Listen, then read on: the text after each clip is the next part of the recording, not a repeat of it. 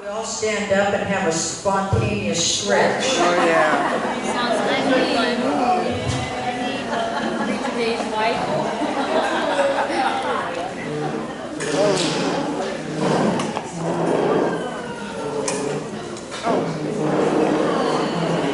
Now turn to somebody and say, never, never, never give up. All right, now some of you ought to have given up if you just told me that. Say it in an inspiring way that causes somebody to never, ever, ever give up. Never, never, never.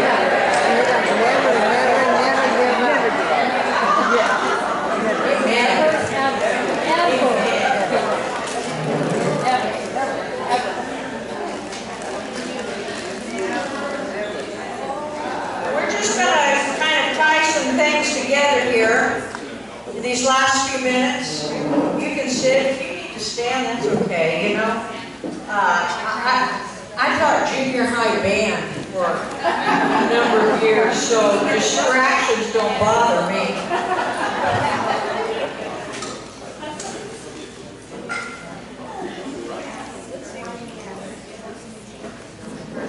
Dave just referred to the re-mantling and how that last fall at our Jubilee conference, that there was a re-mantling, that there were words given to Jane on behalf of the ministry. There was, if you were there or saw some of the DVDs, there was a scepter that was given to her, given to the ministry. And one of the things that, and we've been talking all day, it's about moving into something new, moving forward, moving into something new. And one of the things that Chuck Pierce spoke to us at that conference, he said, one of the things you're going to have to overcome to move fully in this remantling is to overcome familiarity. Oh, that sounds familiar. So I'm not going to give a big teaching here. I just want to share a couple comments, but mostly I like to see us move forward with something. Again, not just have some good notes on it, but to move forward with something. Overcoming familiarity. In overcoming familiarity, what is familiarity? It's the old, comfortable way. Familiarity is the way we've always done it. Familiarity is our old identity. It may be a good old identity, but it's an old identity. Familiarity can even be those familiar spirits that have been passed in essence from generation to generation. Well, that's just how we are. You know, maybe I'm of a certain ethnic background and we just have fiery tempers. Well, okay, how about being on fire for God instead of firing up, you know, trouble? Or, you know, these things that are familiarity that hold us in an old place. I just want to, and Chuck went into this a little bit, and I may take it just a step further here, just because I have a great imagination. Chuck reminded us that Jesus overcame everything in the wilderness after his baptism. He went to the wilderness.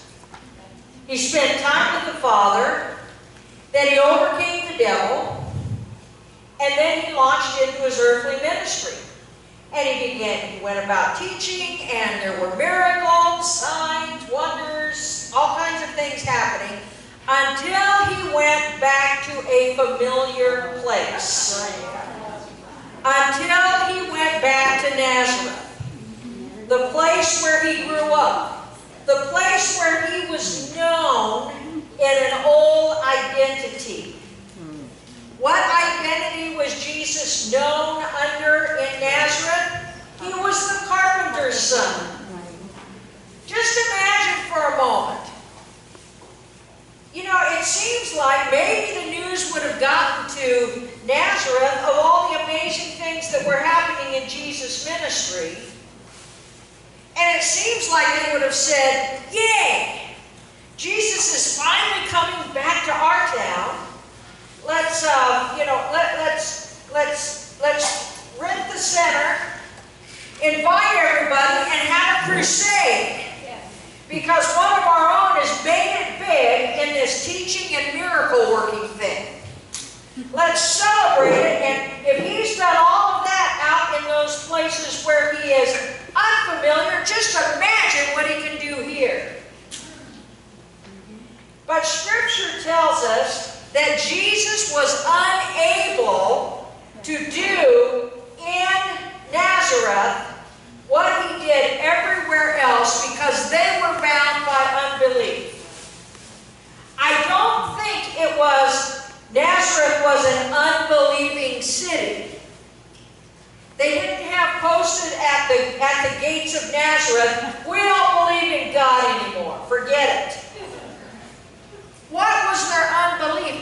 They didn't believe that Jesus could do the things. They didn't believe or buy into the identity that God the Father and God the Spirit had imposed upon Jesus and released him in. Now let me tell you, old familiar places for you and for me are filled with unbelieving people. And I'm not just talking about people who don't believe in Jesus. I'm talking about those, whether they are physical people or, you know, voices in our memories, or whatever, or harassing spirits. Old familiar places are filled with unbelief that will come against and challenge you in your new identity in Christ. Who will challenge you in your as a new creation in Him. Reference, game changers, life changers. That will challenge you when you say, I'm going forward, I'm here to propel the kingdom, I'm a kingdom intercessor, I'm pursuing the dream, I'm going with God. Old familiar places will be filled with voices that will, of unbelief, that will try to hold you in an old identity. Just imagine with me for a moment, what if, when Jesus went in back to Nazareth, what if, when he went back to that place where he was simply known as a carpenter's son, just imagine in Nazareth the greeting he may have received. Jesus, it's about time you come home. Jesus, it's about time you come back to Nazareth. Because we've been in need of a good carpenter. We've been in need of someone who can do what you used to do. We've been in need. You know, since you've been gone, you know, we had that big storm came through and it just tore the door off. And I need some repairs that only a good carpenter can do to fix things and make them the way they used to be. Whoa. Jesus, while you were gone, my family grew. I don't have enough chairs around my table anymore. I've been waiting for the carpenter to come back to an old familiar place and do what you used to do to bless us in the old way you used to bless us. That's going back into familiarity. So what if Jesus had responded this way? What if he had said, well, you know, since I saw you last, I got a new identity. Since I saw you last, I'm a new creation. I was baptized. The Father said, I'm His Son. The Holy Spirit is manifest on me. I just kicked it up with the devil and won. And I've been seeing a demonstration of miracles, of signs and wonders. This is who I am now. What if instead of that he had said, well, you know, this is who I am now, but I'm really touched by your need. And I know that you know me as a carpenter, and so, you know, maybe I'll just take a few weeks off of my new identity and off of where I'm supposed to be going.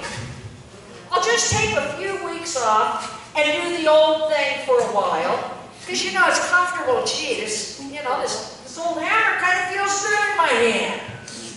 Gee, the wood shavings, they kind of smell good. This old familiar place is comfortable. And wow, do people love me here. What if Jesus had gone back to Nazareth and instead of saying, you know, I can't move forward here because of the unbelief. Because you aren't receiving me in who I am today and who the Father has called me to be for this time and this place and going forward. What if he had said, I'll just go back to who I used to be? Now that's Jesus. But you know what? We don't have any more right or any less consequence for going back to who we used to be. And Jesus did. What if you and I all came to a meeting like this, all went to conference, all gathered in our Game Changers groups and said, yeah, this is it. We're going forward. A new thing is sprung up. We don't even know what it looks like, but we are moving forward, propelling the kingdom forward. What if then we go home and you know what? The dishes are still dirty. Well, so what? Wash them and declare new things springing up. You know, some of the stuff is still there. Overcome the familiarity and the pull to go backwards. Renounce going backwards and commit to only going forward. Amen? Amen. So I declare over you today, the pull of the familiar will not overcome you, but you shall overcome the familiar things of the past. You will overcome the temptation to go backwards. You will overcome the familiar spirits of the past, the familiar patterns of the past, and yes, even the familiar victories and comfort of the past. And you shall press forward to break into new things, new territories, new victories with a new spirit of overcoming in the mighty name of Jesus. Amen. Amen. Amen. Amen.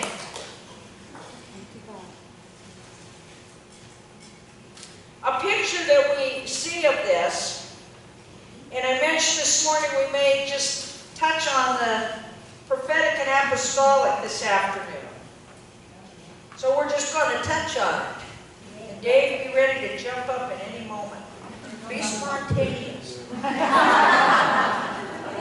Because we just want to pray and release some things here tonight, today. before it becomes tonight. In Judges chapters 4 and 5, we find the story of Deborah and Barak. And for several years, God has just been talking to me out of this story, and it continues. Don't worry, I won't download the whole thing right now. Just a couple points here. Just to quickly summarize the story. Deborah was a judge in Israel. Her job, she was a prophetess. Her job was to sit under a palm tree and prophesy. How cool is that? How many want that job? Sit under a palm tree and prophesy. Hallelujah. And prophesy into the course of the nation. Yes, yea, God.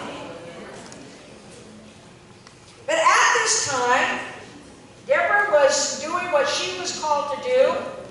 And there was the general of the army of Israel who was doing what he was called to do. And that was to lead the armies of Israel.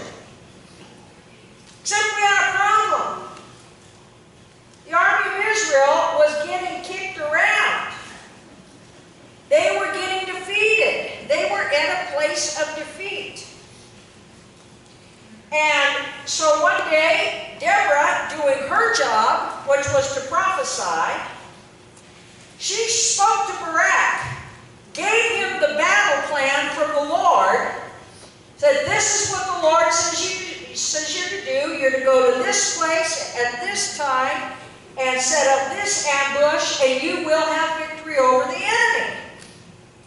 Now, Barak, sometimes we sell him short.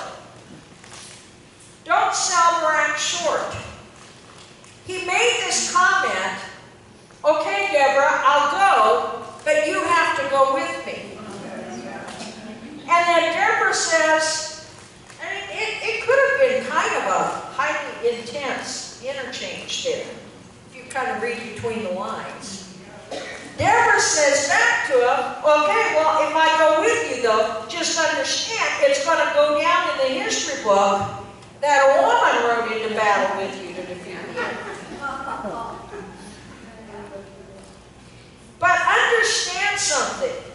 Deborah was the prophetic voice in the land at that time. Her calling, her anointing was to be the prophet to Israel at that time. And she was operating fully in her prophetic gift. Something that we sometimes miss in this story is that Barak represents the apostolic anointing of the time. Now, he had been out there he was the one whose job it was to take territory and run the devil out of territory that belonged to, not the devil, but the enemies, could have been the devil. Run the enemies of Israel out of territory that belonged to Israel. But Barak, at the moment when he received the prophetic word, something apostolic in him rose up. And he recognized that God was getting ready to shift the way things had always been up to that point. That's what the apostolic does. Recognizes the shifts that God is bringing and begins to break forth and lead the way into those shifts. What was the shift?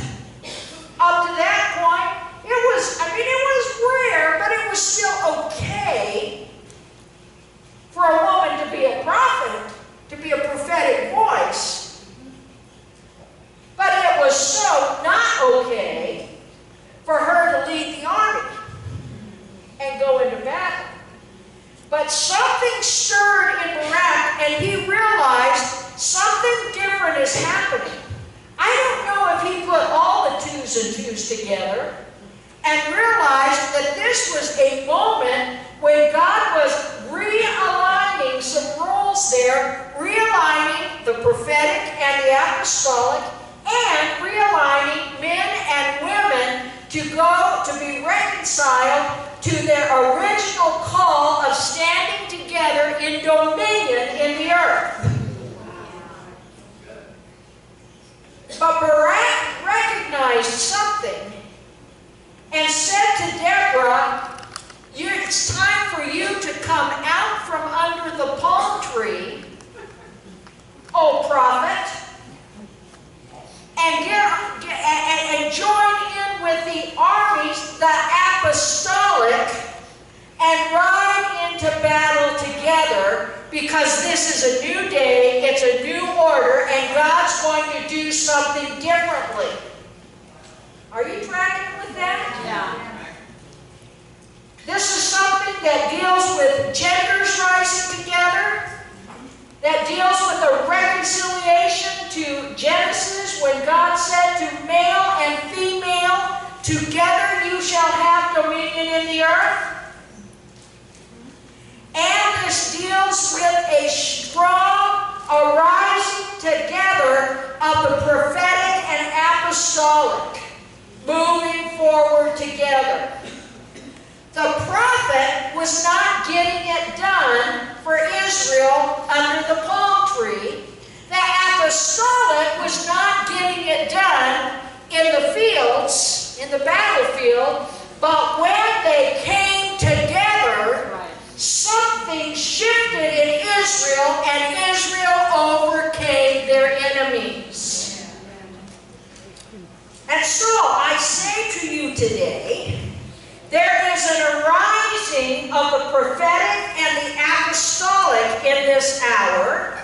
There is an arising, a coming together and moving forward as never before. This has been something that has been coming and been emerging and growing together. But dear ones, we have some prophets in the house that it's time for you to come out from under the palm tree and ride with the apostolic. We have some with an apostolic anointing. It's time for you to embrace the prophetic and ride together in this thing. Does that make sense? Yes. Now, Deborah and Barak were not the only characters in this story.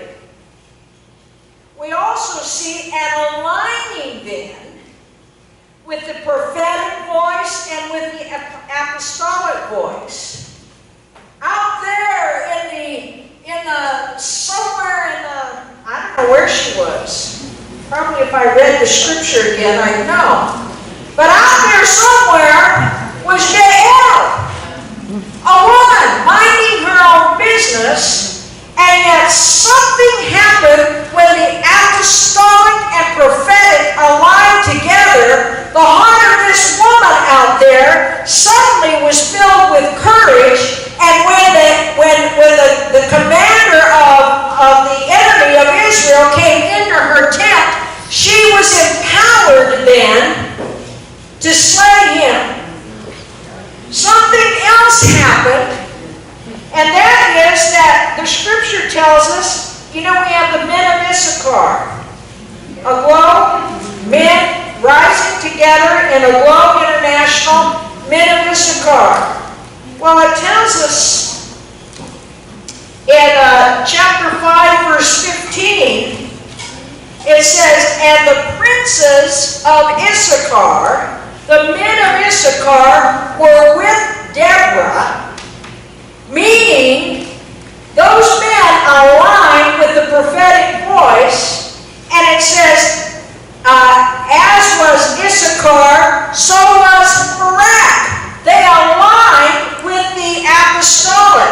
There was an aligning that took place, apostolic and prophetic. Men of Issachar aligning with the prophetic voice, with the apostolic moving forward. A woman out there, listen, it was unprecedented for a woman to nail somebody to the ground with a tent peg. There was unprecedented things as Jael aligned with what was happening in the spirit there. Then it goes on to say,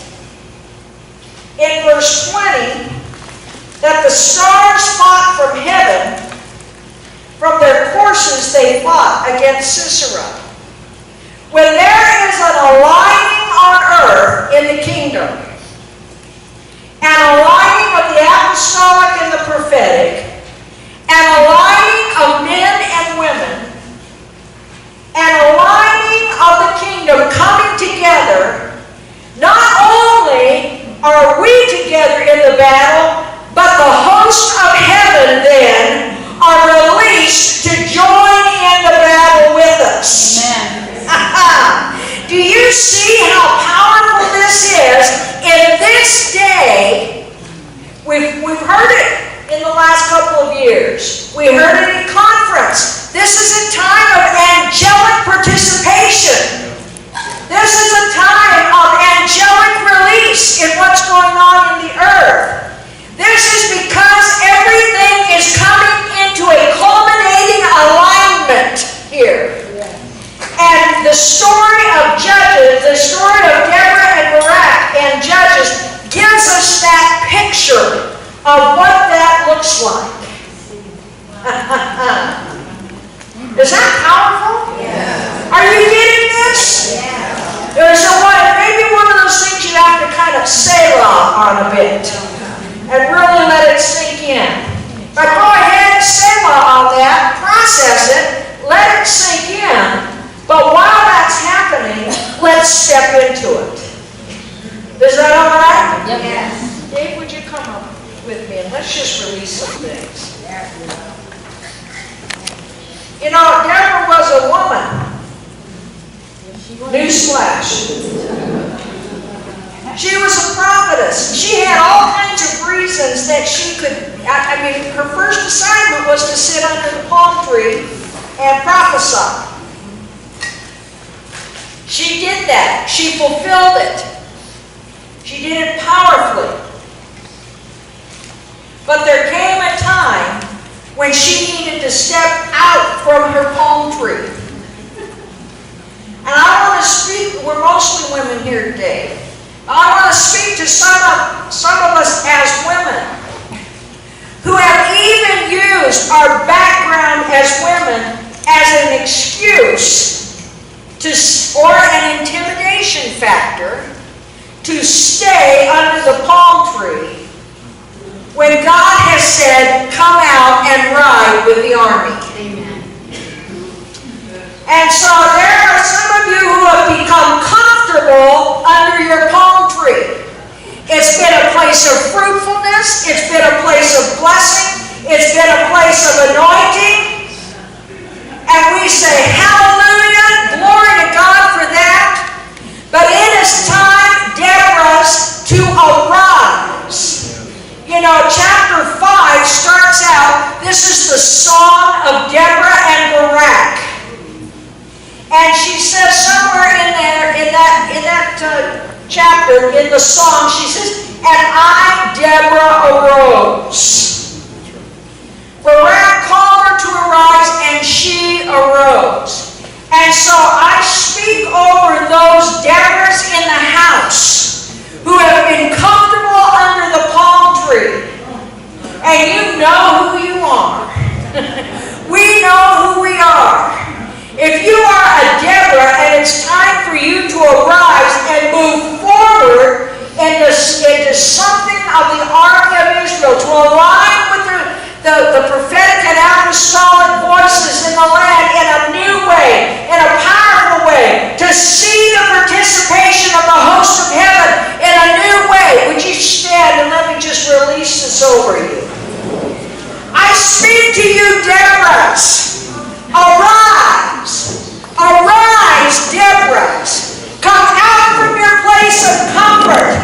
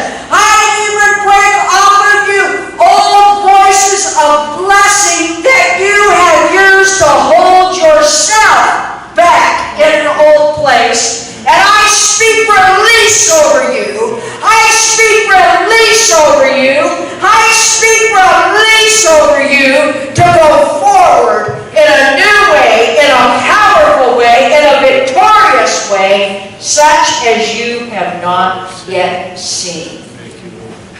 Thank you, Lord.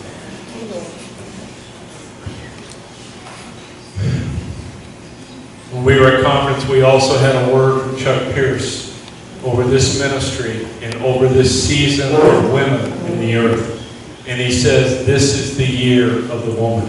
Amen. This is the year that God is using women. Not to disrespect or to shortchange men at all, but there's something that God is putting together right here. It's the women that God is using and the men to stand, because together it is one sound. So I'm asking the men to stand too. The men that would say, hey, it is my turn. I'm going to step into concert of what God is doing in the earth, male and female together, that we can walk in dominion the way that God had proposed and said in Genesis 3. So Father, I speak over men today. I speak that their divine purpose is to come in and walk hand in hand, arm in arm with women, to stand with a healthy relationship that would bring honor and respect, that we can go into the battlefields together, Lord, and watch the heavenly host destroy the enemies before us. That, Lord, you will do this as male and female walk in their purpose together. So I declare that over men today, that no matter what the past has been, we are stepping alongside and we are offering support. We are offering prayer. We are offering covering. We are moving into the battles with you, and we are supporting you, and we are sending you forth into this thing that God is doing in Jesus' name. Hallelujah. Hallelujah. Hallelujah.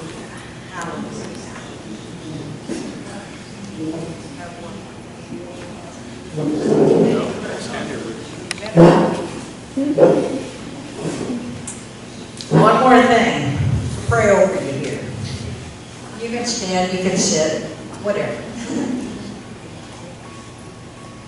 If you just look at the way that these two chapters are laid out in the Bible, some of you may have heard me say this before.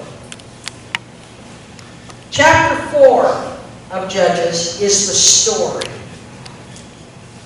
of Deborah and Barak.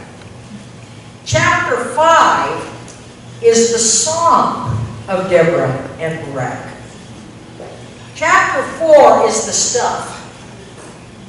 Chapter 5 is the celebration. Now, when you look I just noticed this early on when I felt so drawn several years ago to this story. When I just opened my Bible and looked at chapter 4 and looked at chapter 5, this was highlighted to me. Chapter 5 is longer than chapter 4.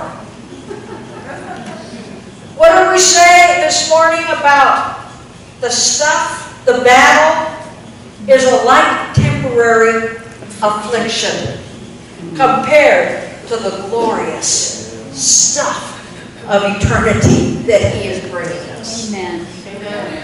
And so I just want to declare over you who are in the middle of your story, begin to sing the song. Begin to sing the song of celebration, for your song is greater than the story. The celebration is greater than the battle. Yes. It's the song that goes on for eternity. The story will end. And so, Lord, for those who are in the middle of their story, for those who are somewhere in the story of what is unfolding, and somewhere in the story of the battle, I declare now that the page is turning and that overcoming victory is being released and manifest. And Lord, I ask that you would cause this to be visibly evidenced in their lives within the next day or so. May they see visible evidence that things have shifted from the story and into the song. And Lord, I release now by your power, by your authority, and by the unction of the Holy Spirit, I release a song of celebration. I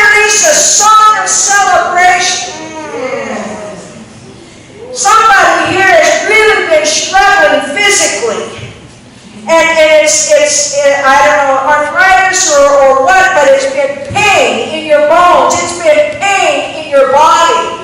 And I just declare today that in your body, heaven is releasing a sound and a song, and that song of celebration is bringing things in alignment and bringing healing to your bones, bringing healing to your body. And Lord, I declare visible evidence of that in the mighty name of Jesus. Hallelujah.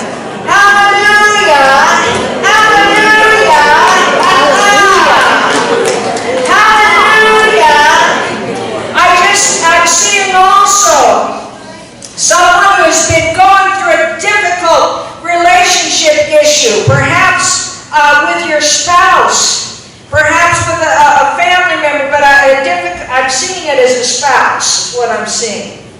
And don't be surprised and recognize it as a sign from the Lord sometime within the next couple of days when your spouse suddenly breaks out in song. Now that song, it may be a praise song unto the Lord, it may be a love song unto you, but it's a song, and when your spouse suddenly breaks out into song, let your spirit arise with a song of heaven, because that is evidence that God is breaking you out of the story and into the song, into the testimony part. Hallelujah. I just see laughter coming in you. Some poor soul at home is going to break out in some song, oldie, goldie or something, and you're suddenly going to just rise up in a holy laughter because you know it means God is breaking through and the story is over and the song has begun. Hallelujah! Listen for a song. I hear the Lord saying, listen for my song. Listen, tune your ears when you hear the sound of music. Turn your ear towards me and say, what is it that you are releasing here, and begin to celebrate with the Lord. Hallelujah. Hallelujah.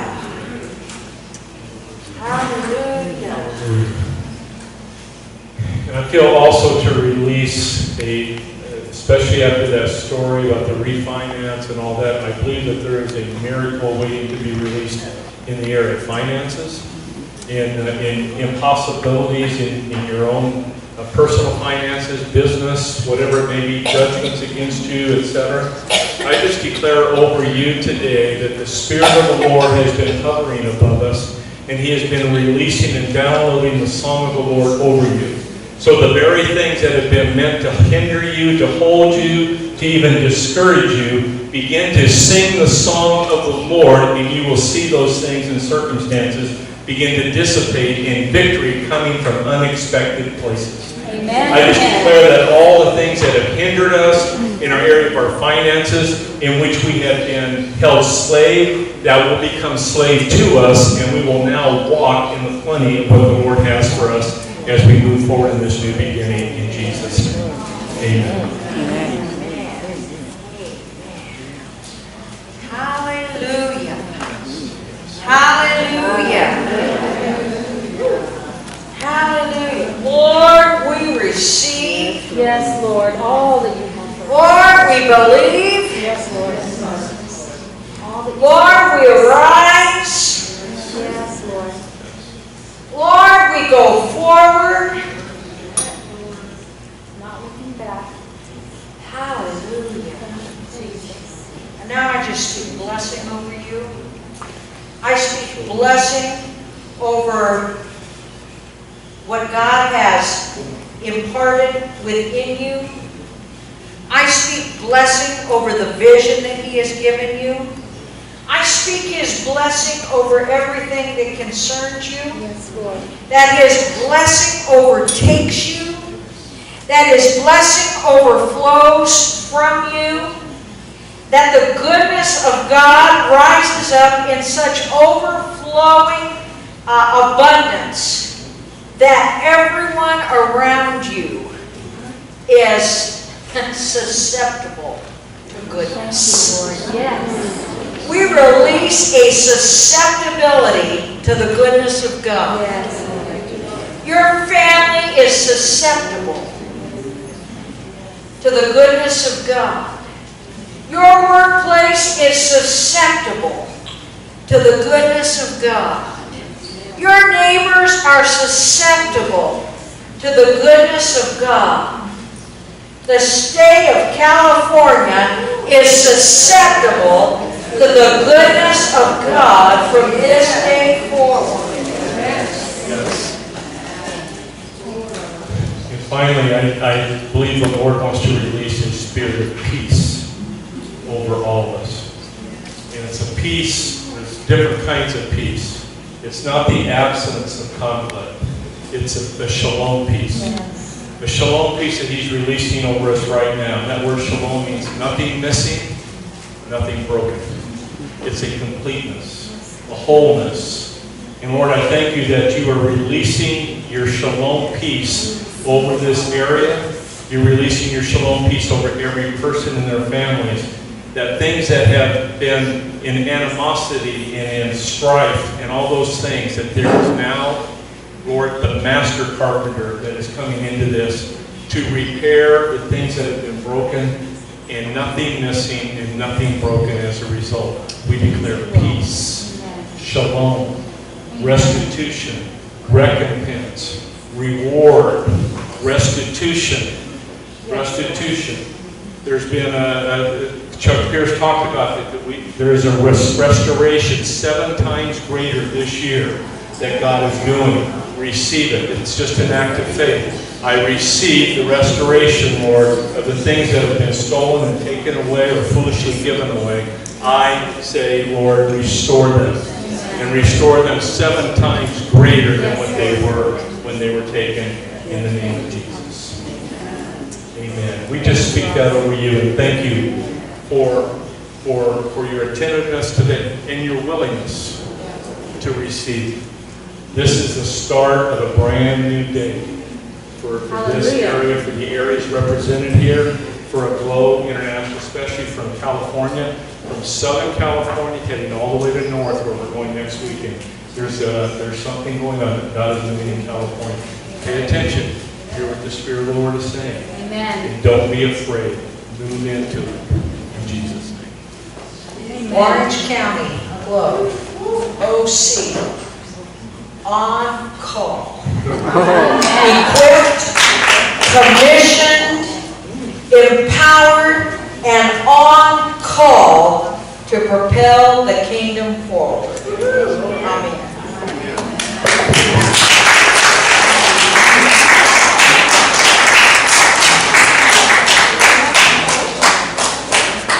Don't you have another long teaching? Oh, I love it. Have you loved this? Yes. I just want to read a receptivity declaration for all of us. I say, we are strategically lined up with the ladder that touches the third heaven and sits on the earth. The angels are descending and ascending according to the words that we speak, what we decree and declare. What we bind or loose on earth is already bound or loosed in heaven. Revelation, healing, deliverance, salvation, peace, joy, relationships, finances, and resources that have been demonically lost are being loosed unto us now. What is being released unto us is transferred to every person that we associate ourselves with. We are contagiously blessed, and they are susceptible to our stuff, to our goodness in the land of the living. I bless each one of you. I thank you for coming. And are you guys, you think it was covered? Are you ready, praise? Okay. You have been a declaration. There shouldn't really be need for ministry, but we don't want you to go from this place if you have a deep need. So you can see one of us, you can see Deborah and Nancy for a few minutes, but know that God is doing a work in us just by the words that have been declared. We bless you. We send you home with blessings and protection and Christmas shoe boxes. Don't forget to get your boxes and your books. And if you haven't done a received faith offering and you'd like to, come on out. We'll receive it. If we need to go to the table and get it from you, we will get it from you. If you'll turn your name badges in, we would appreciate it. Sign up for the SUPREMACY Warriors. I think I have everybody's email to get this stuff to you. And on that note, I'm going to blow the shofar to close it. I just made that part up.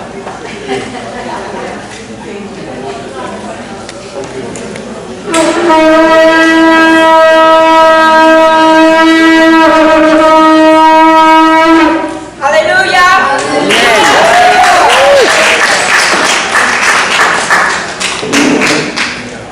Be blessed. We love you all.